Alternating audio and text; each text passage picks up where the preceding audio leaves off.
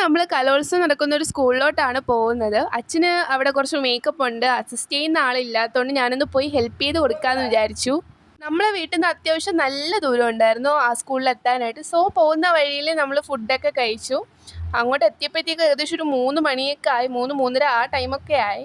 അഖിലിൻ്റെ car കിടന്ന് നന്നായിട്ട് ഉറങ്ങി കേട്ടോ. നമ്മളവിടെ എത്തിയപ്പോഴത്തേക്കും അച്ഛൻ ഏകദേശം മേക്കപ്പൊക്കെ തുടങ്ങിയിട്ടുണ്ടായിരുന്നു. ആ മേക്കപ്പ് ചെയ്യുന്ന ആളാണ് കേട്ടോ എൻ്റെ അച്ഛൻ.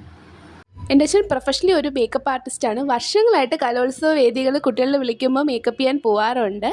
ആൻഡ് എനിക്കും കുഞ്ഞിലെ ഡാൻസിനൊക്കെ മേക്കപ്പ് ചെയ്ത് തരുന്നത് എൻ്റെ അച്ഛൻ തന്നെയാണ്. എന്ത് തരം ക്ലാസിക്കൽ ഡാൻസിനും എൻ്റെ അച്ഛൻ നന്നായിട്ട് മേക്കപ്പ് ചെയ്ത് കൊടുക്കും. ക്ലാസിക്കൽ ഡാൻസ് മാത്രമല്ല, ബ്രൈഡൽ മേക്കപ്പും ചെയ്യും. എന്തെങ്കിലും എൻക്വയറീസ് ഉണ്ടെങ്കിൽ ജസ്റ്റ് കമൻറ്റ് ഇട്ടാൽ മതി. അച്ഛൻ്റെ കോൺടാക്ട് ഡീറ്റെയിൽസ് ഞാൻ തരാം.